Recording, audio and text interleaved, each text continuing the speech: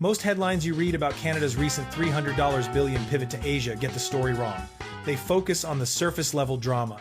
They point to the America First tariffs, the chaotic trade disputes, and the standing ovation Prime Minister Carney received in Kuala Lumpur. The common narrative is that this is Canada's direct response to an unpredictable White House. But what if that's just a misdirection? What if the noise and chaos of short-term politics are just a smokescreen, hiding a much larger, more significant geopolitical chess game? While Washington, D.C. remains consumed by daily headlines, a silent war is being waged. It is the war for the 21st century. It is not a war fought with tanks or missiles, but with shipping containers, resource contracts, and deep-sea ports.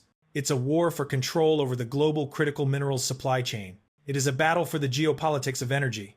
And in this war, the moves being made today will determine the superpowers of the next 50 years. Today, we are not analyzing the political drama. We are analyzing the strategic play. Canada's $300 billion pivot to Asia is not a simple reaction to Trump's tariffs. It is a calculated, long-term geopolitical strategy to build a new, non-Chinese supply chain. By positioning itself as the stable arsenal of energy, LNG, and critical minerals, lithium, cobalt, for a growing Asia, Canada is making a decisive move to win the 21st century resource war, a war the United States is dangerously overlooking. We will deconstruct the two strategic pillars of this plan, energy and minerals, to prove why this is the real great game being played right now. The new great game. To understand this move, we must first understand the global chessboard. The post-pandemic world is defined by one overwhelming fear, shared by corporations and governments alike: supply chain vulnerability. The decades of prioritizing just-in-time efficiency are over. The new priority is just-in-case security.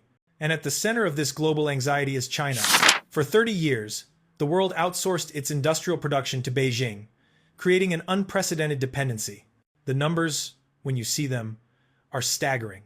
According to the International Energy Agency, the IEA, as of 2025, China doesn't just mine resources, it controls their refinement.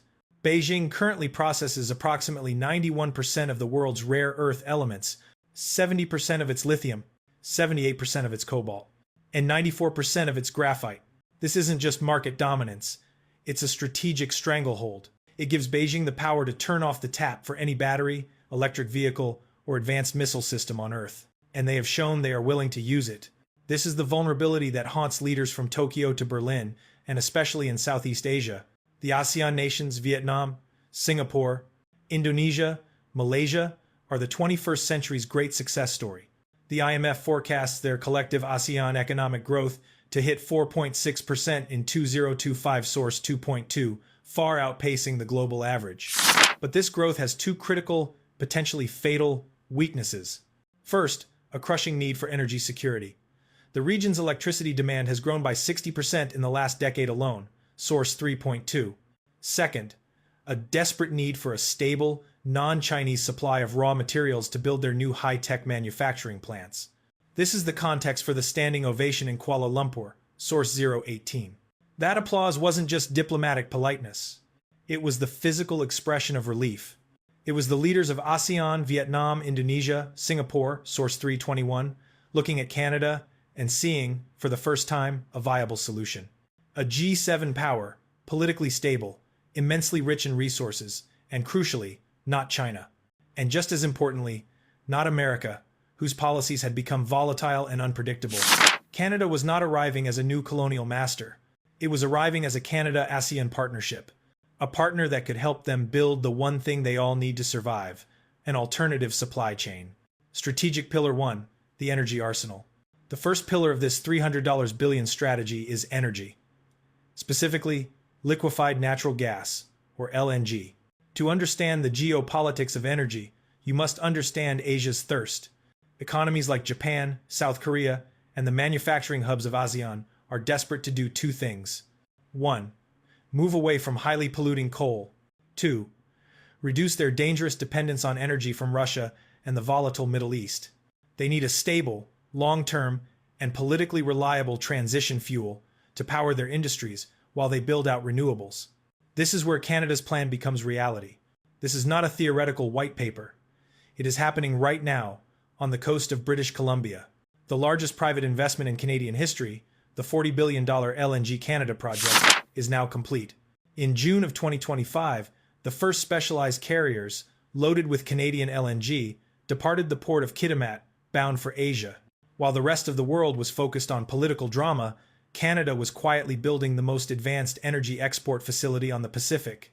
This is the mini-hook that retains audience attention. While the world was busy arguing, Canada started shipping. The strategic implications of this are enormous. Phase 1 of this single project will export 14 million tons of LNG per year. With other projects like Cedar and Woodfibre LNG online, this number will multiply. Every tanker of Canadian LNG that arrives in Tokyo or Singapore is a strategic asset. It means Japan is one tanker less dependent on Russian gas.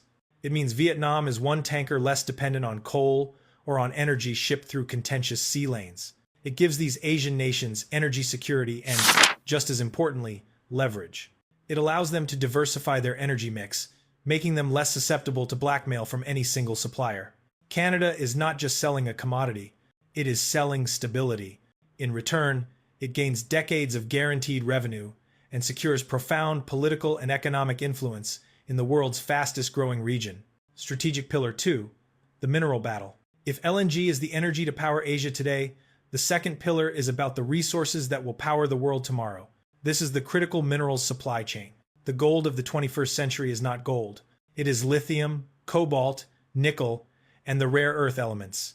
Every electric vehicle battery, every F-35 fighter jet, every wind turbine, and every smartphone in your pocket is completely dependent on these minerals. And as we established, China has a stranglehold on their processing. This is the core of the new great game. The challenge is not finding the rocks. The challenge is controlling the refining of those rocks into usable, high-purity materials. This is where Canada's $300 billion plan becomes a masterstroke. The U.S. response has been slow, fragmented. Canada's response is strategic and total.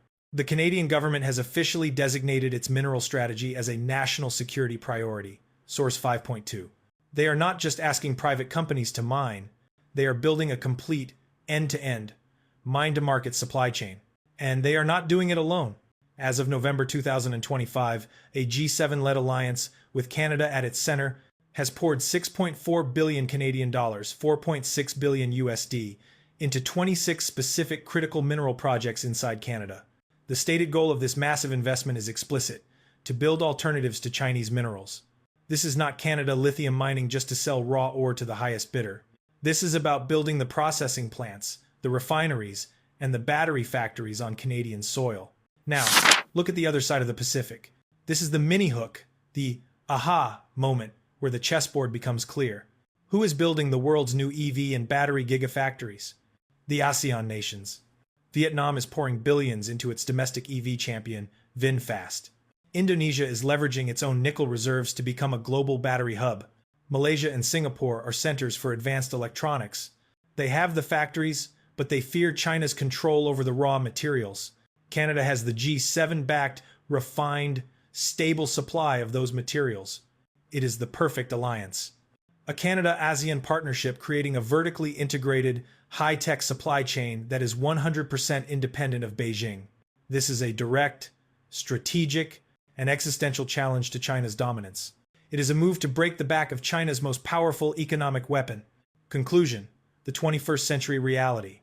This brings us back to the original video's title, US officially left behind. The real left behind is not about a prime minister getting a standing ovation that a president did not. The real left behind is the United States. While America has spent the last several years consumed by internal political division and short-term tariff disputes, it has dangerously taken its eye off the long-term strategic game. While the US argued, Canada acted. While the US debated, Canada built. They are quietly, methodically, and brilliantly securing the energy and mineral foundations of the 21st century economy. They are building the alliances that will matter for the next 30 years. This is the thesis, the spike driven home. Canada's $300 billion pivot to Asia is not a simple reaction. It is a calculated, long-term geopolitical strategy to win the resource war of the 21st century. A war the United States is, at this moment, dangerously overlooking. And this new alliance with ASEAN is just the beginning. The real battle is for the minerals themselves, and you will be shocked to learn who is really winning. In our next video, we expose China's lithium war and the secret moves they are making in South America to control the world's battery market. Click the video on your screen to watch that report. Now, we want to hear from you, our strategic thinkers. In this new great game for resources, who do you believe will win the 21st century supply chain battle? Will it be the established superpowers like the US and China, or will it be these new, agile alliances like the Canada-ASEAN partnership? Share your strategic analysis in the comments. Headlines will always focus on the politicians, but the future will be decided by those who control the flow of energy and resources. Subscribe for more strategic analytic reports on the geopolitical moves shaping our world. Stay informed.